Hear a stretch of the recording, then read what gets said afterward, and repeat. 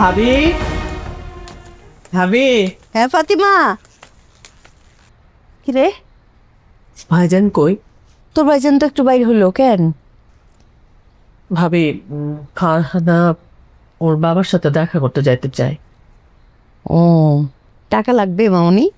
আরে না, ও চায় আমি ওর সাথে যাই। এটা তো আমিও চাই। আরে মামি তুমি একটা আমারে বুঝাই বলো না, আমার কথাই শুনতেছে। ভাবি বুঝো না, ভাইজান যদি জানে কি। দূর ও, তোর ভাই কেমনে জানবো? তোর ভাইজানটা জানতেই দিব না, টেরি পাইতে দিব না। মামি ম্যারেজ করেছে। কিন্তু তুই রফিকের সাথে দেখা করতে যাবি এরকম শোক দিবসের পোশাক পরে কেন? হ্যাঁ, সুন্দর একটা শাড়ি পরতি টিপটপ ভাবে সাইজে যায়। ভাবি কি কও? আচ্ছা, তোর আল্লাহর দোহাই লাগে, রফিকের সামনে যায় চেহারাটা এরকম বানায় রাখিস না, একটু হাসি খুশি থাকিস।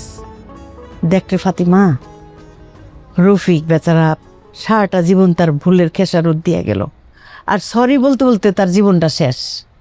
একটা মানুষ যখন সরি বলে, তার নিজের ভুলের জন্য অনুতপ্ত হয়, তারে ক্ষমা করে দিতে হয়, তাহলে আল্লাহ খুশি হয়। রফিক কিন্তু মানুষটা ভালো। বোন রে, আর কত জীবন একলা থাকবি? একলা জীবন খুব কষ্টের। আমার তোরে দেখলে খুব কষ্ট লাগে। একলা থাকিস না আর ফাতিমা। জীবনই তো শেষ হয়ে গেল ভাবি, আর কি আর একলা দোকলা। কোনো জীবন শেষ হয় নাই, আবার নতুন করে সবকিছু শুরু কর। আমি আছি তোর পাশে। খেলে যা।